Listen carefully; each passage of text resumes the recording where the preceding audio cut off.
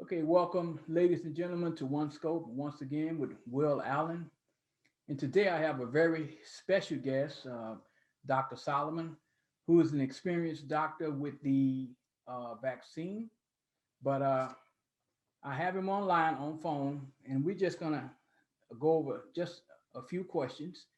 And I hope you get something out of this as it relates to the vaccine and how it can affect our community.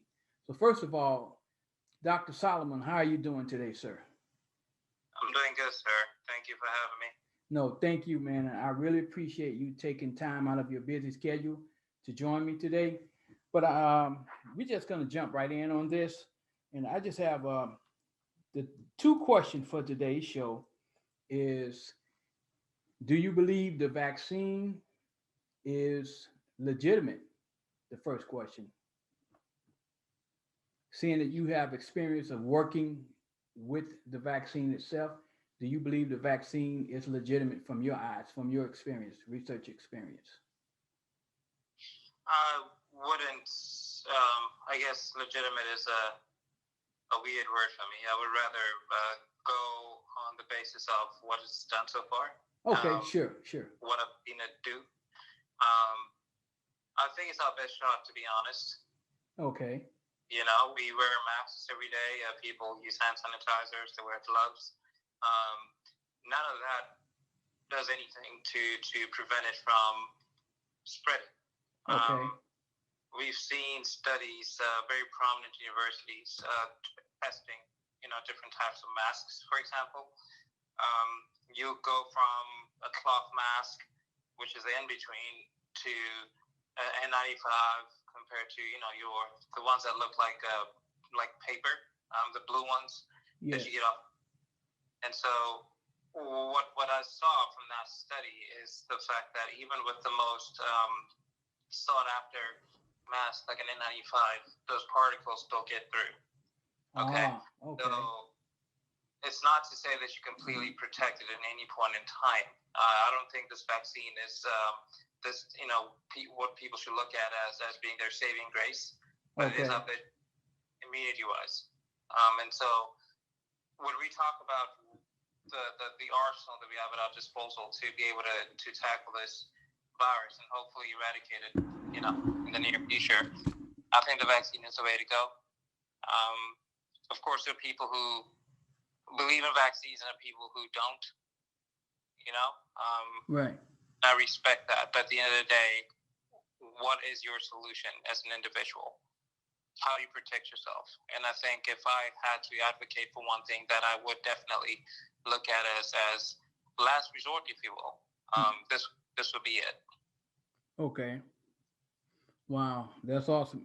And it's ironic that you say that, and I appreciate your answer to that question because I've run into different so many people and have heard so many different views on this. There are some people who believe in what they call it herd immunity, where just let everyone catch it, and whoever dies, they'll die, and this maybe maybe the strongest will survive. And do you believe that is a good assertion? That everyone just let everyone catch it, and whoever survives survives. Because reason why I say that, I support my assertion with a doctor that I had met from New Jersey who was down for a COVID convention, and he does not believe the vaccine itself is the solution. He believes that people should basically build their immunity systems up because there are going to be germs to come after this one. Um, what is your take on that assertion? His assertion. Well, first of all, I don't support the notion of let whoever catches it catch it and die.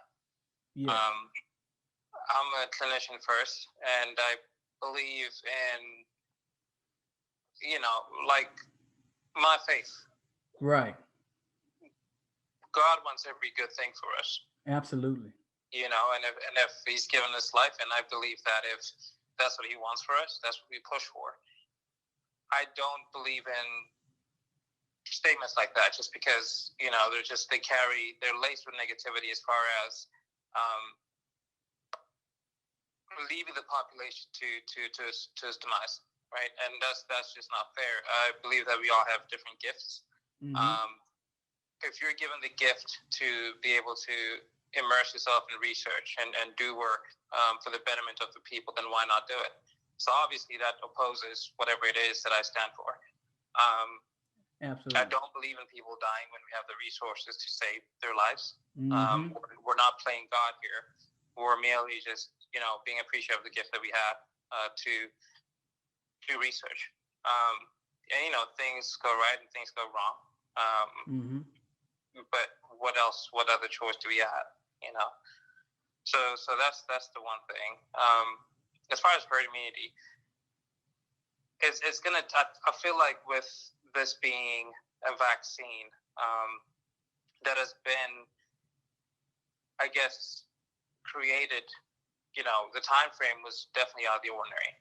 Yes. I'll say that. Because a lot of vaccines, they go through years of clinical trials and even once even once the medication is released, it's tested progressively throughout the span. And so I can't really say that it's a bad medication to have. I feel like with what I've seen personally, of course, there'll always be side effects. Every vaccine has some no side effects. Yes. But it's what comes after. I think if the pros versus the cons, I would definitely say that I support it in that regard. But as far as letting people just die just because that to me does not make any sense. And then if you call yourself a scientist or a connoisseur of medicine, then you shouldn't allow yourself to get there mentally.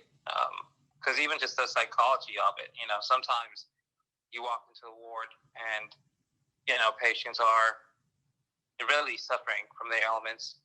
It takes the positivity, the positive outlook of the healthcare provider to almost lift their spirits up, and that alone is good medicine. Yes. Yeah. Wow. Well, man, I tell you what, I'm really starting to. I'm gonna be honest with you. I was one who had how can I put this? I had reservations about the vaccine, but after talking with you and several other doctors, I'm beginning to change my perspective on how important this vaccine is to the community. Yeah. Because I was one, I'm gonna be honest with you, I was one to believe that, I don't know what they're putting in my body. Yeah. I was very, very reserved about it. And I'm beginning to come around a little bit and realize, after seeing so many people who have caught it, I've known personal friends who have died from it.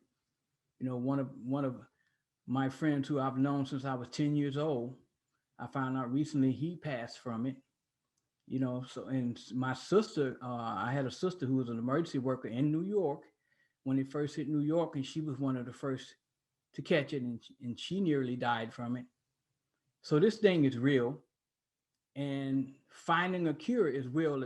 It's real as well.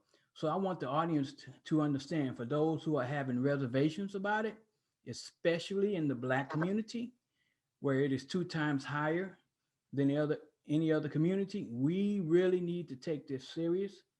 You need to wear your mask, because I can take you right now, Dr. Solomon, to Edgewood, and I guarantee you will see hundreds of people hanging around and not one person is wearing a mask. That's guaranteed right now. So Yes. what would you have to say to those people who are not taking this thing serious? Everything in life has a choice attached to it, right? You can merely advise a person to take precautions. Now, people have to realize that it's not them doing it for themselves only. They're doing it for other people as well, the people that they love. If you're around someone, you want to make sure that they're protected. Mm-hmm. The other thing I will say is I understand the reluctance of wanting to take the vaccine. Mm-hmm. I think myself too. I am reluctant in a lot of ways, but I always think about things like this in terms of what is best, not just for myself, but for the community that surrounds me. As a clinician, I come from a country in Africa where we don't necessarily rush to medicines first. We have things like traditional healers, and we consult them first, and that's how it's been historically, right. Especially with my mom's generation, right? Yes. At this point, we're more westernized now, and so we've seen the efficacy of certain medicines, and we obviously partake in them, and that's totally fine. And it's not to say that anybody is wrong for being reluctant to take the medication. I mean, you have, and I speak primarily about the Black community. You have things like the Tuskegee experiments that don't help anything with regards to this vaccine. They don't help. They don't provide a sense of believability to say that this vaccine works. So there's a lot of work to do outside of even just administering the vaccine. It's do you believe in what is mandated for? I'll say this: as a doctor and even as a medical student before, I've seen communities just really, and like I said, Black communities, just really have a consensus as to the fact that certain medications or just even seeing a doctor or seeking out help, for a medical condition. Yes, it's not something they do readily, just because of that history that we have as a Black people. So it's understandable. But at the very lowest level, if you don't want to take the vaccine, please protect your family, your friends, and wear the necessary PPE. Absolutely. I have one final question, and once again, man, I really want to thank you for your time today. You're awesome. You're awesome young brother, man. But let me ask you this. It is said that two of the highest risks can be found in two communities, the church and restaurants. But I want to focus on the church. What is your message to evangelicals as it relates to coronavirus prevention or protection? What message would you give to the evangelical churches? Well, first of all, give your congregation an educated message. Okay. In recent months, there was a report, I think, from one of the states down south, where a pastor had refused to stop holding these sermons, in person. And I'm a believer. I'm a born again Christian. Okay. First of all, awesome. but I also believe that people need to know the reality, the times that we're living in. Absolutely. The pastor actually ended up dying. Wow. They got infected with coronavirus and they ended up dying for having refused, right, to stop the services. Right. And so that's what I'm saying. I would like for evangelicals, pastors, reverends, whoever, to go out and seek the information. I mean, there's that, but the Bible also says that God gives us wisdom. He sure does. But you have to seek it out, because then your duty, you have a very big responsibility as a leader, and that is to lead people the right way. Now, if they start dying off from a message that was not bolstered by God-given knowledge, then what are we doing about people? We're mainly just killing them, and it's very evident in this scenario that I just mentioned with this pastor. Yes. Wow. Yeah, actually, I've known a couple of pastors who have passed away from it as well, man. So with that being said, I'm not going to take up any more of your time because I realize you are a very busy gentleman. But last but not least, can you give some advice to the young brothers and sisters who aspire to be medical doctors?